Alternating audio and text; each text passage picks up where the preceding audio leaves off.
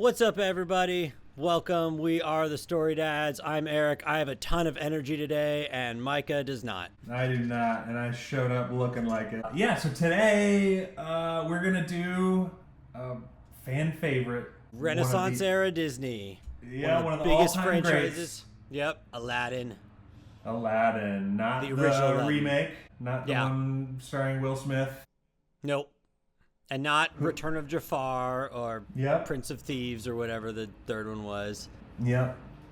I will say as an aside, Return of Jafar is not that bad for a straight-to-DVD one. There's some cool stuff in it. All right, I'll have to check it out. Yeah, it's not bad. Genie's voiced by Homer Simpson rather than Robin Williams. Yeah. But he does a good job. Like, at first you can't tell, and then you're like, wait. He does sound like Hank. No, Dan Castellano. I'm probably presenting it wrong, but yeah, he's great. Okay, awesome. Well, I, as a rule, do not watch any of the direct-to-video sequels. Like, just don't even go near them. Why? Pretend like they don't exist. I don't know. It's just I have purist. Always maybe you don't so. Like Disney cash grabs. I guess. But from what I understand, and this is another teaser for later, from what I understand of like rumor mill is that Toy Story 2 was supposed to be one of these direct-to-video cash grabs. And then it was so good that they were like, we could go to the theaters with this, and then they juiced it. And that might be a complete rumor. My skepticism about that is Toy Story is such a star-studded cast. To pay that many people for just a direct-to-video thing seems like it wouldn't work. Yeah. So anyway, we've talked about everything else but... Yeah, exactly. Right.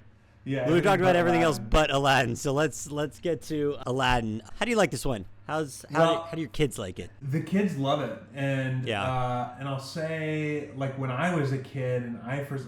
I loved it. Yeah. And immediately, and the video game that came out, cash grabs. Aladdin video game is awesome. It was easy. I beat it in 2 sittings or something. On easy mode, not on hard mode, though. They actually let me return it, which is weird. Really? Real quick, The Legend of Aladdin. Very, very shallow dive on this. It's included in the 1001, the Arabian Nights. But it is not actually from that origin. Its origins are kind of unknown. Okay. And it wasn't popularized until the 1800s. Okay. By these French translators and travelers that kind of gleaned this story and then added it to the Arabian Nights stories. So it is kind of a word of mouth, traditional thing that's evolved over time, like old school fairy tale style. Yeah. But even more vaguely because its origins are kind of unknown and untraceable, and so it might have emerged. But then it's also the original Aladdin story is he first has a genie and a magic ring, and then later finds a lamp. So there's multiple genies in the original Aladdin story. Oh, interesting. Okay. There's still an evil wizard. Yep. He still tries to become a prince so that he can. So he's still poor, destitute street rat trying to break out of this class, connect with a princess. Yeah. So that there's still that aspect to it, but the wizard tricks the princess, his wife, into giving him the lamp. Yeah. When he exchanges old lamps for new.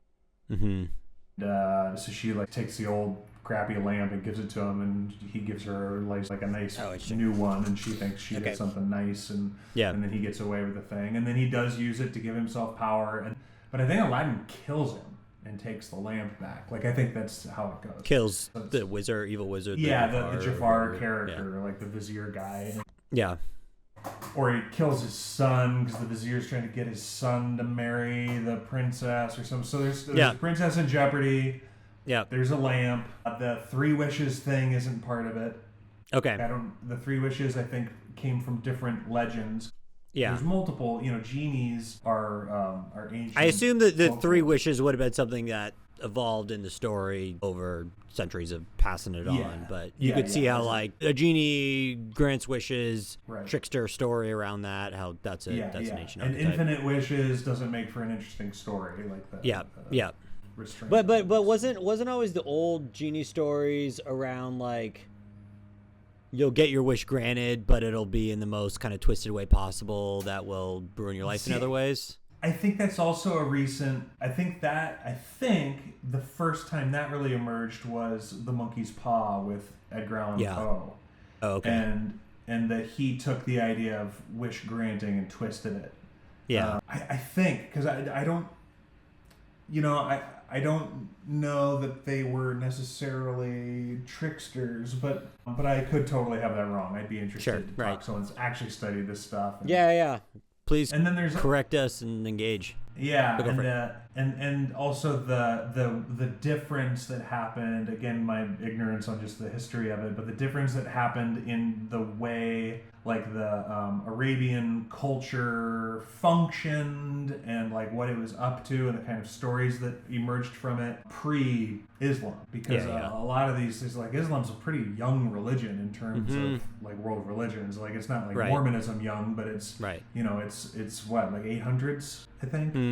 I haven't brushed up on my Islamic history for a while. Yeah, but I know it's like and then and obviously the culture and the people groups and all that stuff like pre-existed, and a lot of these legends and things come from that previous time period and have persisted, along with Islam. Yeah. So there's a weird line in this movie where when Genie's being a tailor and he says like, "Oh, it's no 3rd century," but like 3rd century, like it's barely post Christianity. Like they haven't canonized scripture yet in the Middle East and in Rome, and it's way before Islam. And in the movie they also they have all the like lines where instead of saying "oh thank God" they say "thank Allah" and all that stuff. So they're obviously playing with like it being an Islamic culture, but if it's 3rd century then it's before. But it's so this is 1982. I don't know. People are going to tell us not to read too much into Robin Williams' frantic rants, which is totally what makes him brilliant, but also like, probably none of that was scripted, and he was just like, flying off the top of his head. I'm sure we haven't really seen it by this point, but I'm sure we get a lot of comments be like, you guys are really reading into stuff. Well, welcome to the podcast, guys. Yeah. Like what we're doing, because when you sit there and you watch the movie for the 100th time with your kids, what else are you going to do? Exactly. So get off our backs. This movie starts with the "you're a bad person for watching it" preamble. Yeah. And it's funny because in the 90s, nobody at any point. It didn't even occur to people. I feel like when this one got put on, it was like it got slapped with the label, and a lot of people's reactions were like, "Oh yeah, I mean, I guess," because there's like Islamic stereotypes, I guess, but like. I guess. But the only thing I can think of is the little merchant guy at the beginning.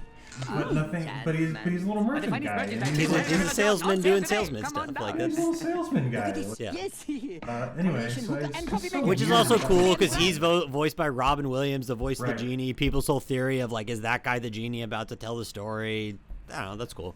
Right. Yeah. It's awesome. Even then, like, there's depth around it that starts up. But I mean, I don't know. Like, it's. So it's silly that it's on there, especially it's like this one and a couple others that are particularly like Jungle Book, where they're particularly silly. And you're like, well, now you're making me racist because now I'm thinking about it. Now I'm looking for it, right? And before that, like it didn't even occur to anybody. I don't remember in back when the movie came out, nobody was like, oh, look at these like. Yeah, I don't remember anyone. Yeah. It was just awesome. It was such a cool setting. For the story. It's a cool setting. Aladdin is, I think Aladdin might be, as a character, one of the most well-known male hero figures in the Disney canon. Like, one of the few with an actual name. Yeah, right. He's not just Prince whatever. We found out he's Prince Philip in Sleeping Beauty, but I don't know that growing up. But Aladdin, title character, starts from nothing, goes through his whole journey and becomes this awesome guy for his bravery and heroism and having to admit his faults and failures. Like, he is a good heroic character. Yeah, well, and so this one, for me, also falls into the same subgenre category that, like, Tangled falls into. Mm-hmm. was one of the other ones we were talking about. There's a few of them like this. I can't remember the others offhand. Where like it really is. It's the story of Aladdin and Jasmine. Like they're like their combined development is what solves the plot. Okay. She's like a necessary part of it. Sort of like Tangled. Okay, yeah. There's a little Romeo Juliet thing going on. People coming from different worlds, different sides of the tracks, and fall in love. Meets her on the balcony. There's some allusion to that. I wouldn't say it's all that direct, but that's what popped in my head when you were saying that. Yeah. Well, they're I don't know if they're star-crossed, but they do have like this forbidden romance. They can't be together. Like she. Right. That sounds She has to marry a prince, and he's a street rat. Right. And he's a street Lady rat. and the Tramp. Right. Yeah. Well, there's another great one that has like the binary character development and they integrate it. Right. And so one of the great things about Princess Jasmine, who is also like Aladdin, one of the most adored, like Halloween costumed. Oh yeah. Yeah. You know, people love Jasmine. Yeah. And in this current era of like strong female protagonists, you would never get a Princess Jasmine because she is naive and she totally screws up. Like she goes out into the world naively, gets caught, like screws things up. Yeah. Doesn't know what she's doing. Right. You know, gets in over her head, which in no way invalidates all of her fantastic character traits. Totally. Because she is independent and bold, and you know, adventuresome, and then you know the thing that binds her and Aladdin together is their play. Yeah. Like the first time they meet, they they run a scam together. Yeah. And she you know, he kind of passes the ball to her and she picks it up and runs with it, you know, and they have like this comedic dynamic. Well, and they gotta escape the guards together who are coming after him, and then she uses her role as the princess to kind of get him off the hook, and her sense of compassion draws him in. No one's been compassionate to him, and then his competency, his ability his street smarts to be able to navigate all the craziness there rescues her. So they have this their strengths and weaknesses fit together. Right, and he is a diamond in the rough, the way that he's prophesied, and his whole thing, the crux of his character that makes him a diamond in the rough is that he's trustworthy. And so we see that at the very beginning. He puts his hand out and says, "Do you trust me?" And so he's a criminal, he's a thief and a liar, you know. Yeah, but he's trustworthy even though he lies to her, which is interesting part of his character, right? Right. So that is we know that he has this trustworthy character, even though he makes his living through as a thief, through breaking the law. But he compromises his trustworthiness in order to try and get what he wants, and and he has to return to his trustworthiness. Yeah. And so it's also the way that she recognizes him on the balcony. And extends that, and the genie trusts him, right? Like that's the whole thing about their friendship. The genie is, it specifically, like what points that out is when the genie, he says like, "Oh, with my third wish, like I'll wish you free," and the genie's like, "Yeah, everyone says that, like no one's actually gonna do it, right?" And the genie kind of has some hope he's gonna do it, right? But then he kind of starts to doubt him because he starts having all these problems, and I got to use my last wish to fix all those things, and that's And then he's so, you know, Aladdin is, and the other thing about Aladdin is that he makes friends, right? So the entire story he navigates because he makes allies. He's got an ally in Abu. He makes an ally of the princess immediately. Like they fall in love at the very you know, she's about to kiss this random. You can only imagine what he must have smelled like, but like, so she falls in love with him immediately. The magic carpet falls in love with him immediately. You know, serves him loyally. The genie falls for him immediately. Totally adores him, like right off the bat. And the thing that makes people adore him is that his play, because he tricks the genie, but not cruelly. Like he's clever, and the genie respects it because he got the. He gets out of the place, and he says, "I bet you can't get us out of here," and he tricks him into getting him out of the Cave of Wonders after it collapses without burning a wish. Yeah. And it's a crew of trickster characters because Aladdin's like the likable trickster. Jasmine shows that she's a trickster. She shows it again at the end when she runs a con on Jafar. Jafar is Machiavellian, deceiving to try to get power. And resentful and ambitious, and so he's all the cluster B stuff. And the genie's obviously a trickster character because he keeps transforming into different things. Like he's a shapeshifter for sure. Right, and so it's a whole crew. It's like this little trinity of shapeshifters, and they rescue the kingdom, which is interesting in our current cultural climate. Is that it is our shapeshifting tricksters that seem to be rescuing our kingdom. Right. Suddenly, it's like the comedians in our society that are actually doing all of the journalism. Sure. And it's because they're trustworthy, which is so weird. Right. Why are these people that get up and just say things that they don't mean? The archetype of the trustworthy bullshitter. Yeah, exactly. Yeah. So then is that. And so what's funny is he does actually wind up becoming the center of the government. Yeah. And sure, yeah. And it's that burden when it lands on him that causes him to be untrustworthy.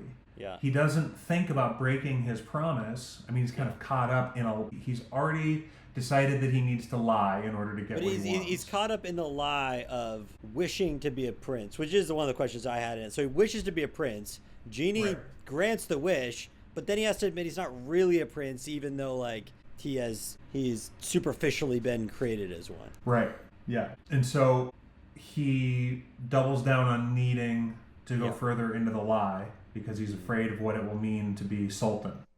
Okay, but this is always what's interesting about like these Disney stories that have this like level of depth, because he kind of has to double down on the lie in order to continue his journey to get to the place where he can be trustworthy and be in the Sultan's court and confront Jafar. Like that is part of his journey, the same way in Little Mermaid, like Ariel does have to rebel and break the rules and do the things that are wrong in order to have the adventure to find where she ultimately needs to get. So it's like your folly and your sins are also, and the grace that comes with that is also part of the story of your adventure. Yeah, that's good. So I was thinking about that aspect too, because we also just watched Little Mermaid over the weekend. Yeah. For the millionth time.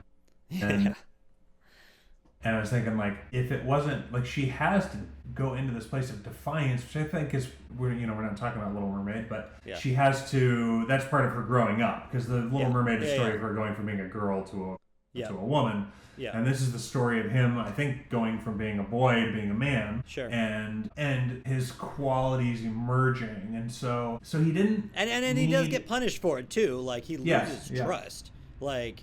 Because I was thinking, like, well, he doesn't get punished for it. Like, it's like he loses trust, but he had to go through the process of, like, telling the lie, gaining the trust, losing the trust, almost losing everything he's gained in order to realize, like, rediscover his value of trustworthiness, which then equips him to, along with his ambition and his heroism and all the things that have got him there, to be the hero and be the guy in charge at the end. Yeah, and he isn't, like, he is in awe of the palace, but for its beauty, right? So he says, not its symbolism of power. I want to get in there so I can rule with an iron fist like Jafar does. It's the beauty and the honor that this place represents. He respects that. He is subject to it. Yeah, at no point does he want to be Sultan. What he wants as soon as he meets her is he wants Jasmine, and then when he wants to love and serve what those things represent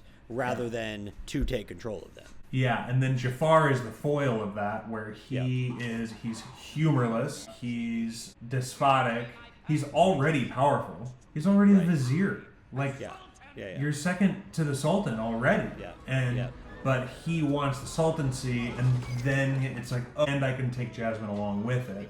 So he's got the inversion of the pursuit, and he's also this like Faustian. You know, the way they made him was this sort of like he's got science and magic because he's got that like lightning generator thing. So he's an interesting villain that way. Is that he's the Luciferian intellect with the satanic like sorcery, and he's also a trickster, right? He puts on the costume, so it's a whole lot. It's just this whole mixture of these. Chameleon that chameleon shape-shifting thing is way more pronounced in the movie, and that's one of these things, you know, as we're exploring these stories, like it's right in front of your face the whole time. And then as we're talking about now, it's like, yes, it's all about shapeshifters all around. That's what everyone's doing, is shifting the roles and deceiving and tricking. And yeah, it's definitely an exploration of that. You brought up the Sultan and Jafar's resentment and jealousy of him. And this theme that comes up a lot in these stories of the kind of clueless king. We talked about when we did RoboCop, but like it comes up a lot. The guy in charge of everything is kind of a dope, not really paying attention. But it kind of creates this thing where, like, the symbolism I was thinking there is, it's the who draws that dopey king in more? Is it the deception and the villain and the Machiavellian in Jafar, or is it the people who are actually for him and want what's best, right? And that's culture. Culture can go either way. It can get seduced in by power and greed and resentment, or by service and wanting better. And that I kind of see that as what happens with the Sultan, because he's easily influenced by the people around him, and it makes sense why that fits as a trope for the king, the leader, the Sultan, whoever it is. And he's what do you make of that? It's funny, he's kind of shaped the same way his castle is shaped. Like the character design emulates the castle, and so he is the state. Like he is the sense of the benevolent but bumbling. Yeah. And then he gets hypnotized easily. Yeah. He gets sort of pilfered.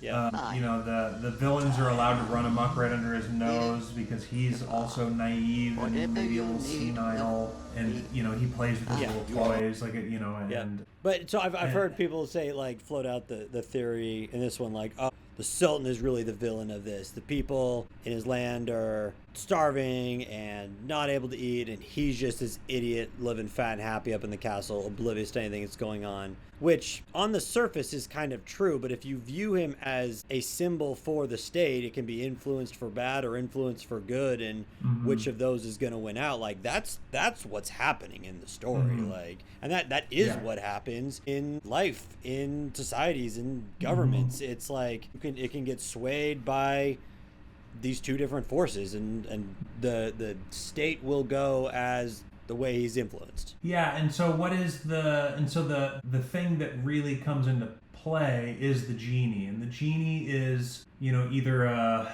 is will made manifest. It's you declare your desire and it makes it happen. And so have you heard Jonathan Pajot's take on the genie, the magic lamp, on the symbolism there? I've only heard him use it in interviews as a symbol for AI. Well, it's a metaphor for technology, is what he's talking about. The lamp is something that can artificially create light based off what the user does, and as a result, it can make things happen. That's why, like, on university logos, Caltech, MIT, the symbol of the lamp is on their what's called on their seal. Yeah.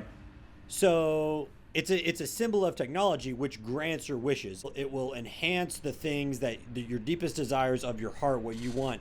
It will give you those things and create those bigger and better. So, Jafar gets it. He wants more power, and the technology in his hands will grant more and more power. I want good. I want love. It will grant those things to greater and greater scales, right? Which is what the advancement of technology does. So, and I think that makes a lot of sense. And he obviously says it. Pajot says it in ways that are way more articulate than us. But yeah, it's. And I do think that's what happens in these stories. Amplifies the desires, the true desires of what's in the one who wields its heart. Yeah, and that's also what happens. And you've heard it said that becoming suddenly very wealthy or becoming suddenly very famous doesn't corrupt you. It just magnifies whatever you already were.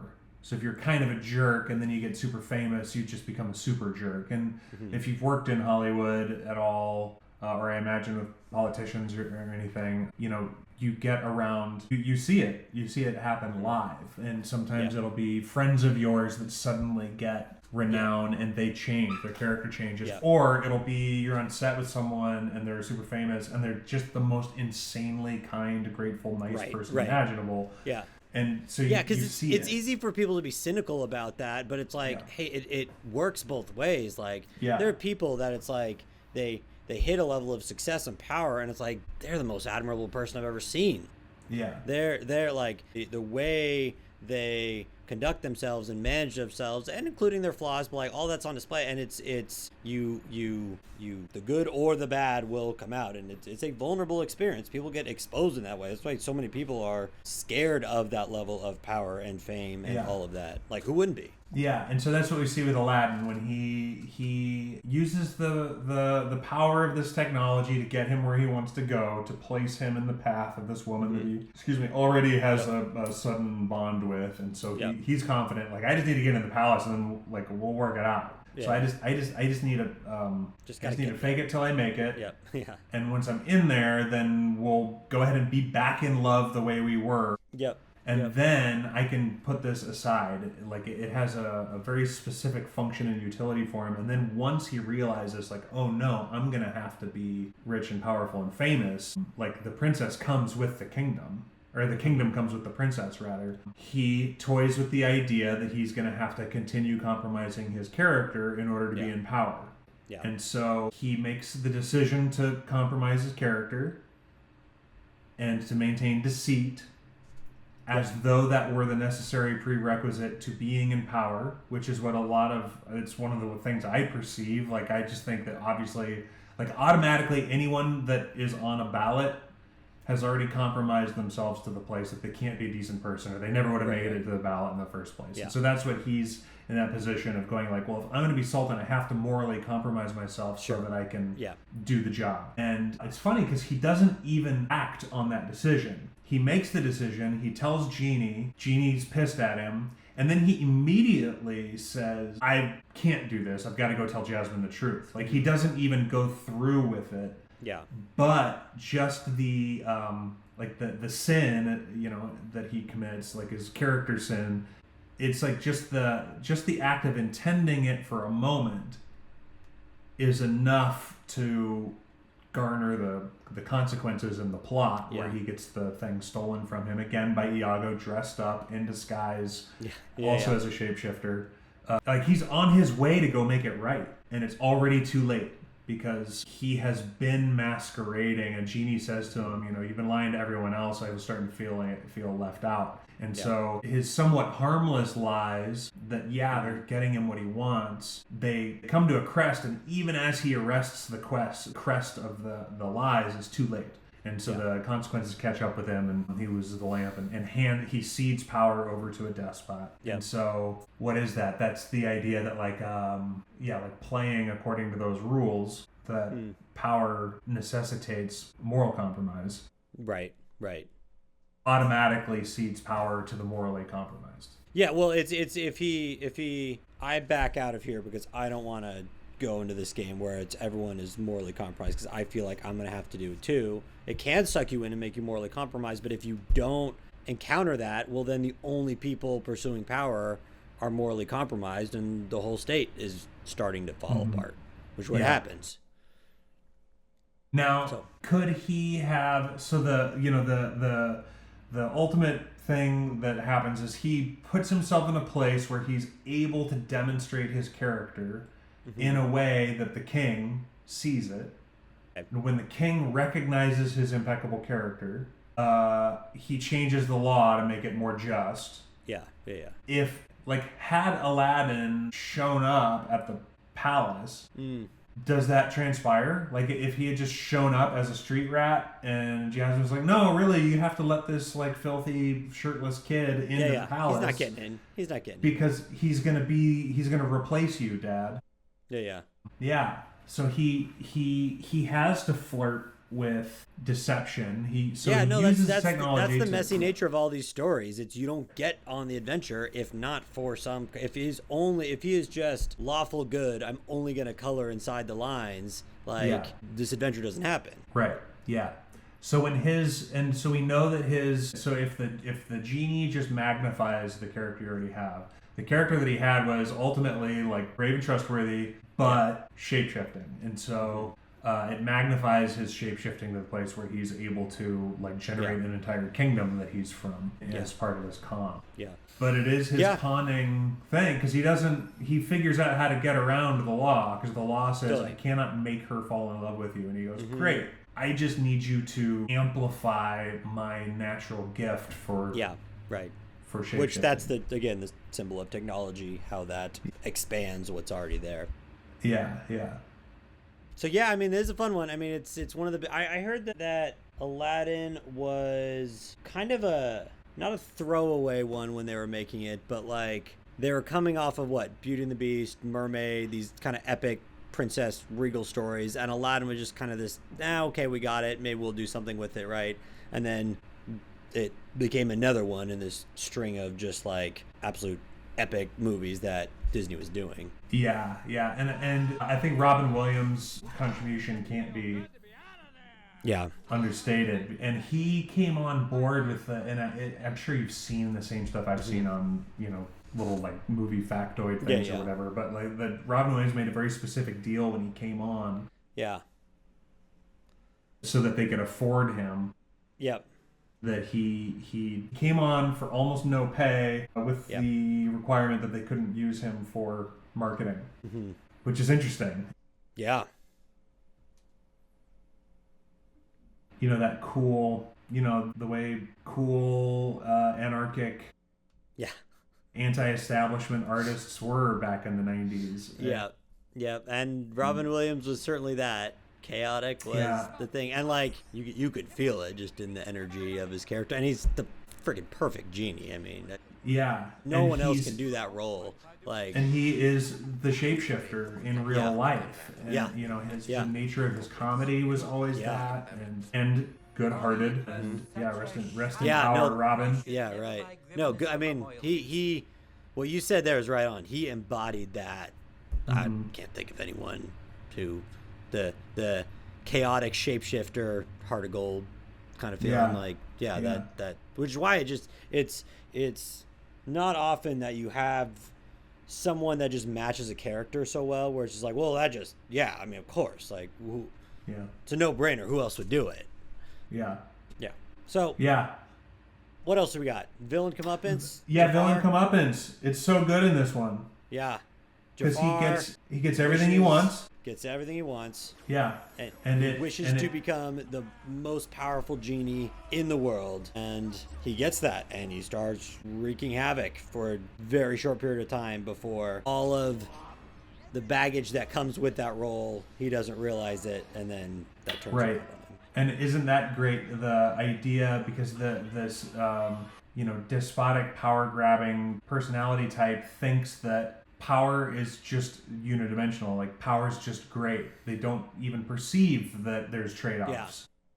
Well, they don't perceive that there's trade-offs. And I just had this thing pop in my head too around that. So if the lamp is a symbol of technology, which is a tool that people use, he wishes to become the greatest, most powerful. He wishes to become the most powerful tool that's there, not realizing this is a tool meant to be used by other people. So now whoever gets a hold of you, now that you are meant to be used for other people, that's going to then take over too. And then they make the choice to rein that in because it's so powerful. And then the other thing obviously happening is that he becomes the devil essentially. Bright red demon thing with pointing ears and everything. And then he gets locked in hell. He gets sealed in this thing with someone he hates, right? So Iago gets sucked in there with him. And the fact that his name is Iago is like a whole other... there's a Shakespeare reference. There's an entire story built into that guy being in there. So he's stuck in hell with this little imp that they drive each other crazy. And then he gets flicked off into, cast down into the darkness.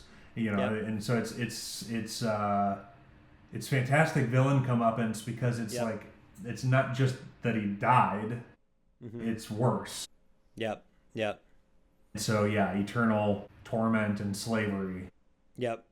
So he gets it buried good. and forgotten in the middle of the sand too. Like is seeking out powerful and being the one forever known, and you're just cast into the outskirts. And so it's very Faustian for his Faust character, this deal with the devil that he makes, and then he winds up paying the price. Yeah. So.